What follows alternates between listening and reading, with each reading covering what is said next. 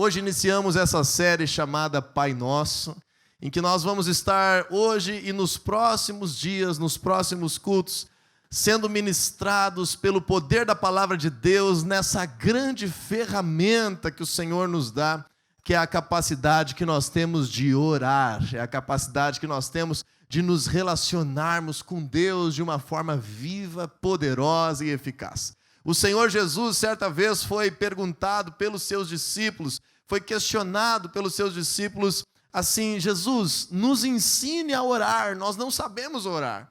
Lá em Lucas capítulo 11, quando fala do texto do Pai Nosso, começa dizendo, olha, os discípulos então disseram para Jesus, olha, João Batista ensinou os discípulos dele a orar e nós queremos aprender com o Senhor também. Porque Jesus orava como ninguém, Jesus tinha uma oração poderosa, Jesus tinha uma vida de oração. E aí Jesus nos ensina e traz um contexto poderosíssimo do reino de Deus, que está descrito em Mateus capítulo 6, a partir do verso 5 até o 15. E essa leitura nós vamos fazer ela agora por completo, e neste domingo abordar a primeira parte desse texto. Vamos ler juntos? Diz assim: E quando vocês orarem, não sejam como os hipócritas. Eles gostam de ficar orando em pé nas sinagogas e nas esquinas, a fim de serem vistos pelos outros. Eu lhes asseguro que eles já receberam sua plena recompensa, mas você, quando orar, vá para o seu quarto, feche a porta e ore a seu pai que está em secreto. Então seu pai que vem em secreto o recompensará. E quando orarem, não fiquem sempre repetindo a mesma coisa, como fazem os pagãos. Eles pensam que por muito falarem, serão ouvidos. Não sejam iguais a eles, porque o seu Pai sabe do que vocês precisam, antes mesmo de o pedirem. Vocês orem assim. E aí Jesus começa a explicar aquilo que foi conhecido, que é conhecido na nossa cultura e através dos séculos como a oração do Pai Nosso. Vamos ler juntos. Jesus diz assim: Pai nosso, que estás nos céus, santificado seja o teu nome, venha o teu reino, seja feita a tua vontade, assim na terra como no céu. Dá-nos hoje o nosso pão de cada dia. Perdoa as nossas dívidas, assim como perdoamos aos nossos devedores, e não nos deixes cair em tentação, mas livra-nos do mal, porque teu é o reino, o poder e a glória para sempre. Amém. Pois se perdoarem as ofensas uns dos outros, o Pai Celestial também lhes perdoará. Mas se não perdoarem uns aos outros, o Pai Celestial não lhes perdoará as ofensas. Até aqui está bom? Vamos ter muito assunto para falar sobre oração, sobre vida com Deus, e eu quero te estimular a ter uma grande expectativa, assim como aqueles discípulos pediram, Jesus nos ensina, que o teu coração e o meu coração nessa noite seja: Jesus, me ensina algo novo, me ensina a conhecer Deus melhor, me ensina a orar da forma mais correta, me ensina, Senhor, a te buscar, me ensina a viver contigo. Nessa expectativa, antes de entrarmos de fato no contexto do Pai Nosso, eu quero que você acompanhe comigo o que Jesus nos prepara nessa introdução no assunto da oração. Ali no versículo 5, Jesus diz assim: quando vocês orarem, não sejam como os hipócritas. O que Jesus estava querendo dizer? Uma das maiores opções de lazer nos tempos de Jesus, da cultura romana e grega, eram os teatros, as apresentações, as encenações teatrais. Você imagina que você tem a tua vida, a tua família, não existe televisão, não existe internet, não existe rádio, não existe jornal, não existe tanta coisa que hoje serve para que nós venhamos estar interagindo de forma cultural. Então as pessoas se reuniam nas praças, nos locais públicos, e uma das formas principais de lazer era assistir encenações de teatro. E nessas encenações acontecia que as pessoas simulavam então uma situação. As pessoas pareciam ser alguém que não eram e de fato colocavam máscaras no seu rosto para poderem estar sendo os atores e as atrizes daquele contexto. Nesse sentido, eles eram chamados, claro que no bom sentido, de hipócritas. Os hipócritas eram aqueles que atuavam nos teatros, colocavam uma máscara para representar alguém que não eram e faziam ali aquele momento de entretenimento.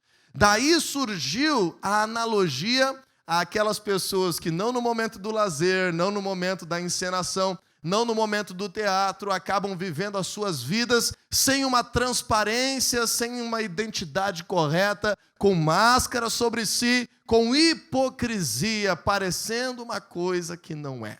Jesus nos alerta e ele diz que a tua vida de oração seja algo que vem do teu coração, seja uma vida pura e não cheia de hipocrisia. Por que Jesus está dizendo isso? Porque os fariseus estavam dominados pela religiosidade, estavam dominados pelos rituais, estavam presentes na sinagoga. Entenda, a sinagoga era o local judaico de culto, como hoje nós temos esse salão aqui. Os judeus tinham locais assim, delimitados de culto, chamados de sinagogas, e Jesus estava criticando, Jesus estava mostrando, revelando o que estava no coração daqueles que se colocavam em pé nas sinagogas, nas praças, para orar em alta voz, mas Jesus dizia: muitos deles são hipócritas, eles não estão fazendo isso de coração, eles não estão buscando a Deus de verdade, eles estão apenas representando, eles estão apenas querendo parecer religiosos, mas o seu coração está longe.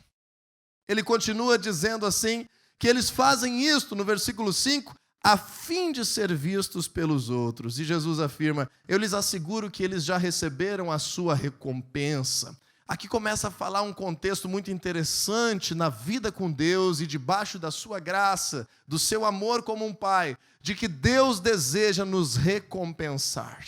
Em Hebreus capítulo 11, versículo 6, a palavra de Deus declara que sem fé é impossível agradar a Deus, porque aqueles que dele se aproximam precisam crer que ele existe e que recompensa presenteia aqueles que o buscam. Diga assim comigo: o Senhor Deus quer me recompensar.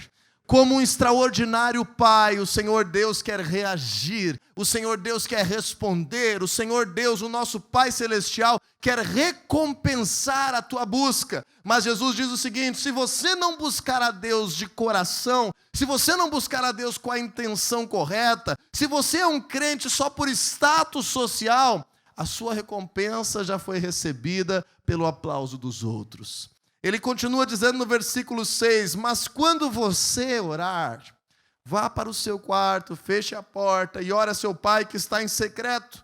Então o seu pai que vem em secreto o recompensará. Jesus está dizendo, os maiores frutos de oração, as maiores respostas de oração, o maior poder da oração acontece quando nós não estamos preocupados com quem está no nosso redor, com quem está olhando. Nós estamos preocupados em ter um momento particular de busca a Deus. Então, em primeiro lugar, eu te digo, fuja da religiosidade, fuja de um status de cristão, fuja de uma aparência necessária pela tua oração e busque a Deus de coração.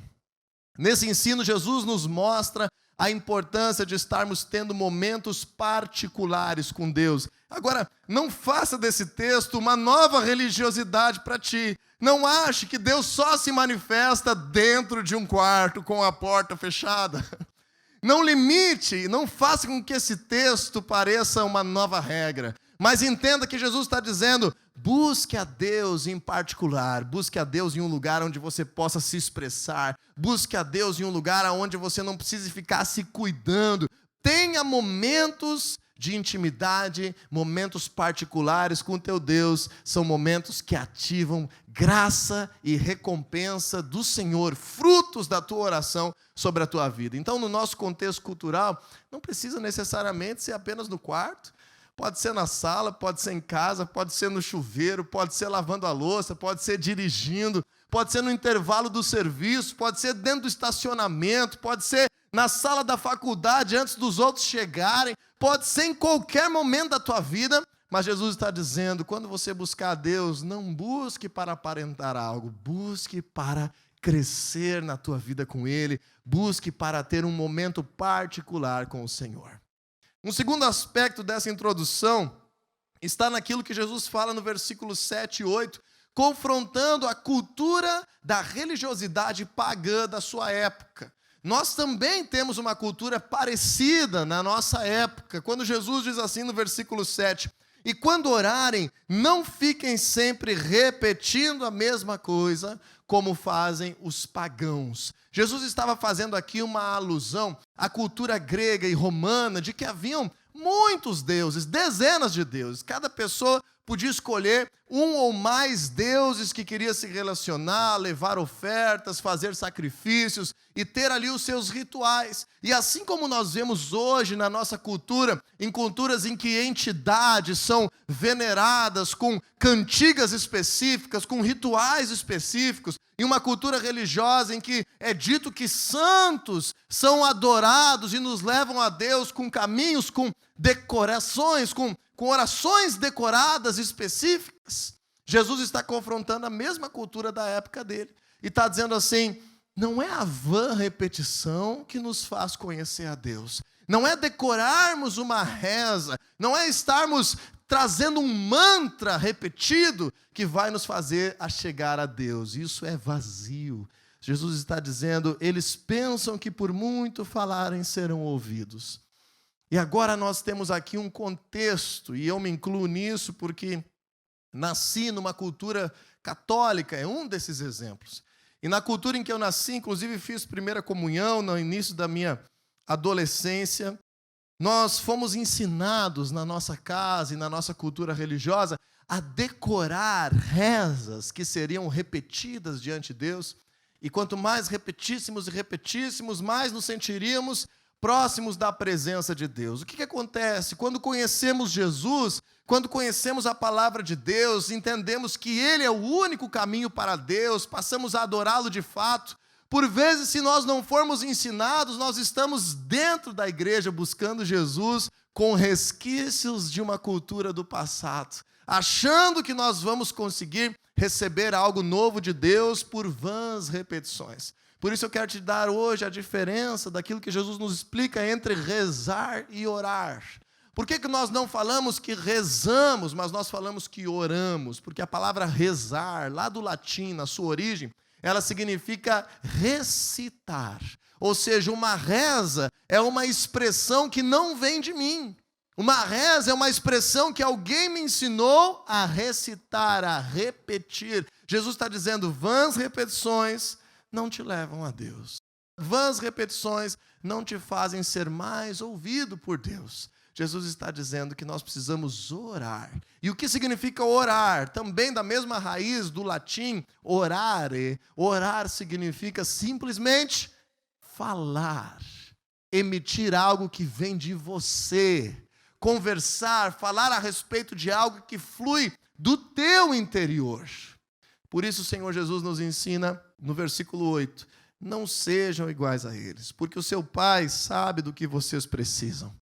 A questão não é que nós venhamos ensinar para Deus aquilo que nós precisamos, mas abrir o nosso coração dizendo, Deus, eu te dou liberdade para agir na minha vida, eu quero contar contigo, eu preciso de ti, eu quero que o Senhor faça parte aqui nessa situação que está acontecendo. De todo o coração, o Senhor se levantará, te recompensará, causará resposta sobre a tua vida. Com isso em mente, com esses contextos que Jesus falou, eu quero iniciar essa série hoje, abordando a oração do Pai Nosso, nos primeiros 2 versículos que Jesus nos ensina. Então, no versículo 9, ele diz assim a todos nós, especialmente aos seus discípulos, vocês orem assim. E a primeira coisa que Jesus nos ensina a orar. E quando nós pegamos esse modelo, eu quero que você perceba que não é uma reza que tem algum poder místico para ser decorado e repetido, mas são muitos princípios que Jesus nos ensina que devem estar por trás dos nossos momentos de oração. Antes ainda de entrarmos nesse texto, Deixa eu te falar algumas coisas que podem ser mal entendidas, interpretadas da palavra de Deus. Não é por causa que Jesus nos instiga a orar em particular que nós não devemos orar publicamente. Pelo contrário, Jesus orava publicamente, Jesus orava pelas pessoas, Jesus orava em público, Jesus orou na sinagoga, Jesus orava em muitos lugares. Então, Jesus não está recriminando nós aqui orarmos como igreja, você orar no meio da rua, você orar pelo teu colega de serviço. Jesus não está dizendo que isso é errado de forma alguma, você orar na tua casa com a tua família, orarmos uns pelos outros, é uma cultura extraordinária do reino dos céus. Inclusive, eu quero te instigar. Eu quero ver mais isso na minha vida e na tua vida, na nossa prática como igreja. Eu tenho desejo de ver cada vez mais de forma normal nós estarmos orando uns pelos outros nas formas mais corriqueiras e rotineiras da vida. Não tenha medo de orar pelo teu colega de sala de aula, não tenha medo de orar pelo teu colega de trabalho, não tenha receio de perguntar se alguém que está sofrendo perto de ti precisa de oração. Queira orar, interceder, abençoar pessoas. Mas o que Jesus está falando aqui não é dessa oração intercessória, de proclamações, liberações do poder de Deus na nossa vida e dia a dia. Jesus está falando do nosso relacionamento particular com Deus. E essa é uma outra esfera de oração que deve ser cultivada nas nossas vidas. E neste relacionamento particular, a primeira coisa que Jesus nos ensina no versículo 9 é dizer: Pai Nosso. Você percebeu isso? Jesus não começa de outra forma. Jesus começa dizendo: Pai Nosso. E aqui nós entendemos uma grande revelação da palavra de Deus. Porque Jesus transformou o entendimento de quem Deus é. De fato, no livro de João, no Evangelho de João, os religiosos da época queriam inclusive prender e matar Jesus pela sua audácia de afirmar que Deus era seu Pai, de afirmar que Ele é o Filho de Deus. Agora preste atenção comigo, Jesus nos ensina essa chave poderosa. Trate a Deus como teu Pai Celestial. Nós temos aqui várias canções que nós cantamos dizendo que Ele é o nosso Deus, que Ele é o nosso Senhor, e de fato, como povo, nós precisamos ter essa concepção múltipla de quem Deus é, de que Ele é o Deus de toda a terra, é o Criador dos céus e da terra, Ele é o Senhor deste lugar, é o Senhor das nossas famílias, é o Senhor das nossas vidas. Mas na tua relação mais particular com Deus, você pode ter a liberdade de tratar Deus como teu Pai. Talvez você não consegue expressar isso na tua oração. Deixa eu te instigar a isso. Faça esse exercício.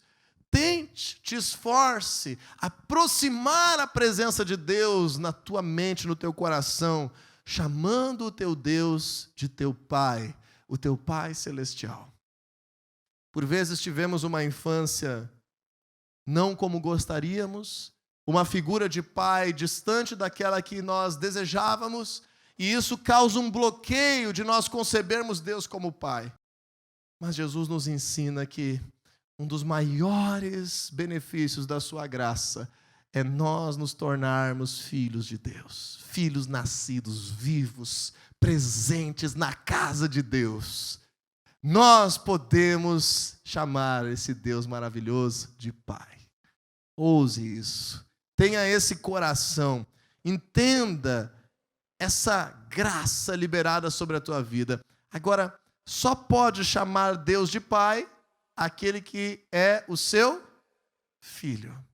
Ao mesmo tempo, Jesus está ensinando, você não é um escravo. Você não é alguém distante. Você não é uma pessoa culpada que está chegando diante de um ser sobrenatural e muito diferente da tua natureza.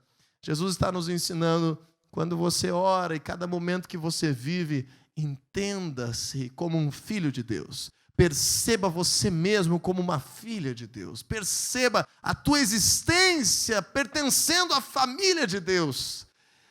É muito diferente você conversar com o teu pai, se há uma relação saudável dentro daquilo que a Bíblia ensina. É muito diferente você conversar com o teu pai e você conversar com o teu chefe. É muito diferente você conversar com o teu pai e você conversar com uma pessoa de autoridade muito importante na tua nação, mas que está distante de ti. É muito diferente o teu coração, a tua transparência, o teu comportamento, a tua sinceridade. E às vezes parece que nós entendemos Deus como o chefe, entendemos Deus como aquele autoridade distante, grande, que podemos de vez em quando acessar. No teu e no meu coração somos filhos. O nosso Pai está desejoso de ouvir a tua oração, de entender os teus planos, de conversar contigo, de te recompensar, trazer respostas, de estar preenchendo a tua vida com a sua presença. Segunda frase que Jesus ensina: Pai nosso, agora onde Deus está? Quem Ele é? Onde Ele está? Onde Ele está, segundo Jesus? Que estás nos céus. Agora perceba comigo a importância dessa afirmação. Você não precisa o tempo todo na tua oração dizer: Senhor, eu sei que Tu estás nos céus. Mas você precisa ter essa clareza, essa certeza, esse princípio ativo no teu coração. Em primeiro lugar, porque muitas divindades que são adoradas em tantas formas de religião, mundo afora, concebem os seus deuses numa escultura de pedra, concebem os seus deuses numa montanha, concebem os seus deuses de uma forma distante. Jesus nos ensina: o nosso Pai está vivo, o nosso Pai é presente, o nosso Pai existe, o nosso Deus é real, porém de uma forma invisível, de uma forma espiritual, de uma forma celestial. Jesus está ensinando: o nosso Pai, Ele está vivo neste momento, mas não é de uma forma visível, é de uma forma celestial. Quando você vê Jesus dizer está nos céus, não entenda esse céu atmosférico que durante o dia hoje estava tão lindo, tão azulzinho. Não entenda os céus da Bíblia. Normalmente os céus da Bíblia, na maioria das vezes, não estão falando desse céu atmosférico, natural, do nosso planeta. Normalmente a Bíblia, quando fala de céus, no plural especialmente, está falando de dimensões espirituais que, apesar de invisíveis, estão acontecendo exatamente neste momento e neste lugar, dentro de nós, em todo o contexto onde nós vivemos nessa criação. Então o nosso Deus não está distante. O nosso Deus está presente dentro de nós. Mesmo que a palavra de Deus nos explique que existe um lugar celestial do trono de Deus e da presença dele, não importa se esse lugar é perto ou longe, a palavra de Deus nos ensina que o Espírito do Senhor está sobre a tua vida, que o Espírito do Senhor é derramado sobre a tua vida, e por causa disso, nós estamos presentes diante da presença de Deus. Diga para quem está do teu lado aí: você está na presença de Deus. Nós temos um vício terrível no cristianismo moderno. Eu me incluo nisso, porque por causa da cultura e da teologia errada que aprendemos, nós por vezes dizemos assim: gente, vamos orar para entrar na presença de Deus. Esses dias o pastor J.B. Carvalho falou: se você vai entrar na presença de Deus em oração, aonde você estava antes? Onde Deus estava na tua vida antes? Nós já estamos na presença de Deus. Então, quando você fechar os olhos, ou às vezes não precisa nem fechar os olhos para orar, nós temos o hábito de fechar os olhos para orar, mas isso é apenas para nós não nos distrairmos. Você pode e deve praticar, inclusive, a oração de olhos abertos, especialmente se você gosta de orar dirigindo, faça isso, ore de olhos abertos. Mas quando nós entendemos a oração, não perceba, não compreenda que você está fazendo uma viagem astral para as profundezas das regiões celestiais e indo até um lugar onde você pode acessar a presença de Deus. Então você diz: Senhor, agora me tira daqui, eu estou dizendo lá dentro do coração, e me leva lá na tua presença e me deixa acessar a tua presença. Em Efésios capítulo 2, nós aprendemos que já estamos acessando constantemente a presença de Deus no mundo espiritual no momento em que cremos em Jesus. Então, quando oramos, nós não estamos nos deslocando à presença de Deus. Quando oramos, nós simplesmente estamos deixando de dar atenção, foco, linguagem para pessoas e situações que estão ao nosso redor de modo visível. Estamos dando uma pausa nisso e dizendo: Pai, eu preciso falar contigo agora. O Senhor está aqui, eu estou na tua presença e eu quero falar com o Senhor. Entenda a simplicidade, o poder da oração. Que quando nós oramos, nós estamos simplesmente dedicando aquele tempo para estar conversando, buscando conselho, orientação, salvação do nosso Pai Celestial.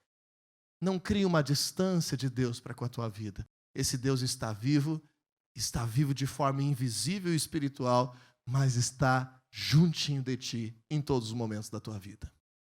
Quando nós percebemos a grandeza disso, nós podemos começar essa oração.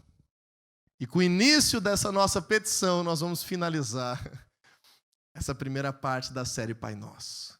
Quando ali no versículo 9 ainda, mas na última parte, Jesus nos ensina a buscar algo de Deus. E agora, a partir daqui, Jesus nos ensina a buscar muitas coisas de Deus. Buscar o reino de Deus, como veremos semana que vem. Buscar o perdão de Deus. Buscar adorar e engrandecer a Deus. Buscar ser livres das tentações, do mal. Livres do mal, de cair nas tentações, nos laços de Satanás. Mas agora perceba comigo que Jesus nos ensina a começar a buscar a Deus. Então, sempre que você começar a buscar a Deus nos teus momentos de oração, entenda, faça isso de coração, desenvolva de uma forma particular a tua relação com Deus, perceba-se como um filho, trate o teu Deus como um pai amoroso que está perto de ti, entenda que Ele está vivo e presente na tua realidade, e agora podemos orar. E Jesus começa dizendo assim: santificado seja o teu nome.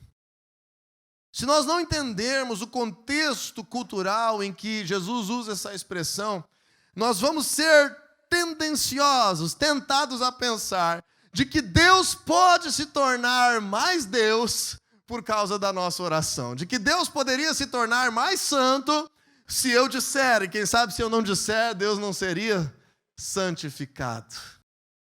A nossa oração não muda a natureza de Deus. A nossa oração não muda a essência de Deus. A nossa oração não torna Deus mais puro. Nós não precisamos orar por Deus. Parece às vezes que, se olharmos essa oração, que nós temos que orar por Deus. Olha Deus, eu estou orando por ti, que o Senhor continue puro, que o Senhor continue santo, que o seu nome continue santificado. Não é nisso que Jesus nos ensina. Jesus está nos ensinando a buscar algo de Deus para as nossas vidas. Perceba uma coisa, tem se perdido um pouco esse conceito e esse contexto no nosso tempo, mas se nós voltarmos pouco tempo, algumas décadas, naquilo que concebíamos como verdade na nossa cultura, vamos entender que existe uma honra envolvida em pertencer a uma família. Existe uma dignidade, existe um nome a zelar pela tua casa, pela tua família, pelo nome do teu pai. Mesmo que isso está se perdendo e não deveria, como cristãos devemos cultivar, perceba como que ainda no nosso tempo nós nos sentimos representando o nosso nome, ou quem sabe o nosso sobrenome, nosso pai. Você que já é pai, você que é avô, quem sabe tem isso muito mais presente, de se sentir honrado pelos feitos dos teus descendentes, ou de se sentir envergonhado, desonrado, desprezado, por causa daquilo que aqueles que pertencem à tua linhagem estão fazendo, vivendo, se comportando, agindo. É nesse sentido que Jesus está dizendo. Jesus está dizendo para que nós oremos ao Senhor: Senhor, eu preciso de Ti, para que o Teu nome seja santificado. Eu preciso de ti para que o teu nome seja conhecido da forma correta. Eu preciso de ti. Agora vamos inverter um pouco o sentido para você entender do que nós estamos falando. Dizermos, Senhor, eu preciso de ti para que o teu nome não seja envergonhado, para que o teu nome não seja desonrado, para que o teu nome não seja desprezado. Para que eu, como teu filho, nós, como teu povo, como tua família, venhamos, Senhor, santificar o teu nome. Senhor, eu preciso de ti para que o teu nome seja santificado. Quando nós entendemos essa expressão santificar na Bíblia, nós entendemos o princípio de que alguém seja visto de forma distinta. A santificação nada mais é do que olharmos para uma situação e percebemos algo que salta aos nossos olhos. Aquilo é santo, aquilo é destacado, aquilo é distinto. Você que trabalha com informática, você que, quem sabe, por vezes já escreveu um textinho no Word, ou hoje em dia, na modernidade, no WhatsApp, você coloca um asterisco antes e depois da palavra ou da expressão. Você sabia desse recurso? Se você colocar um asterisco antes e depois da palavra ou da expressão, quando você manda a mensagem, ela fica em negrito. O negrito é o destaque. O negrito é nós darmos a relevância. O negrito é nós fazermos saltar aos olhos. O negrito nós mostramos algo santo, algo especial, algo separado naquele texto. Dessa forma, Deus deve ser conhecido na tua vida, na tua família, nos teus projetos, naquilo que nós fazemos como povo dele, na igreja dele, no nosso papel dentro de casa, no trabalho. E nós não conseguimos isso sozinhos. Nós não conseguimos dignificar o suficiente a presença de Deus pelo nosso esforço. Nós precisamos orar sobre isso. E Jesus está dizendo, antes da nossa necessidade, antes do desejo, antes daquilo que precisamos, nós precisamos nos preocupar em pertencer à família. Nós precisamos nos preocupar em honrar o nosso Pai. Nós precisamos nos preocupar em colocar Ele acima de todas as coisas e dizer, Senhor, que o Teu nome seja glorificado, seja visto, seja destacado, seja santificado, seja engrandecido. Mais do que isso, que essa oração e esse coração te faça indignado cada vez que você vê alguém desonrar a Deus, cada vez que você vê o nome de Deus desprezado, motivo de piada. Que nós venhamos orar, que nós venhamos chorar, que nós venhamos zelar pelo nome do nosso Deus, que Ele seja engrandecido, que Ele receba o primeiro lugar, que o Senhor não seja desprezado.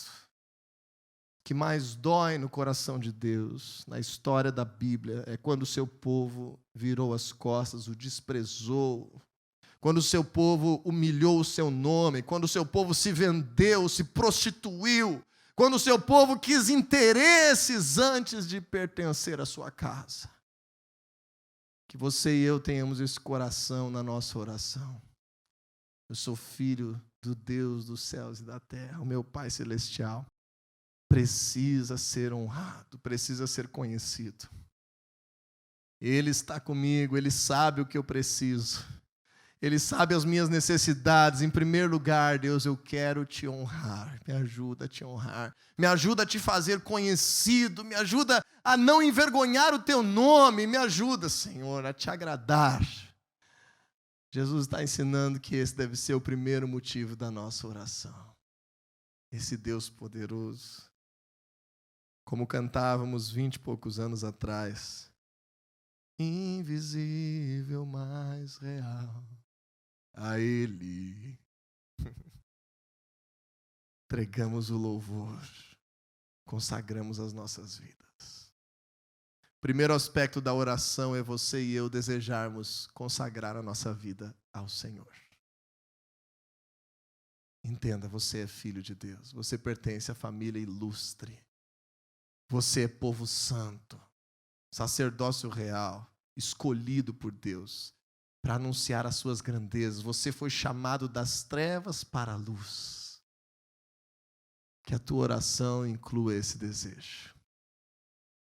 Falaremos sobre reino, falaremos sobre o pão de cada dia, falaremos sobre as nossas necessidades, falaremos sobre o perdão, falaremos sobre conseguirmos perdoar o próximo, falaremos sobre adorar a Deus, mas esses são próximos capítulos da série Pai Nosso.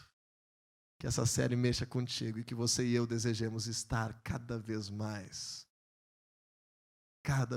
sintonizados, cada vez mais em harmonia, cada vez mais com acesso constante ao nosso Pai, que está contigo, que está comigo, que é nosso.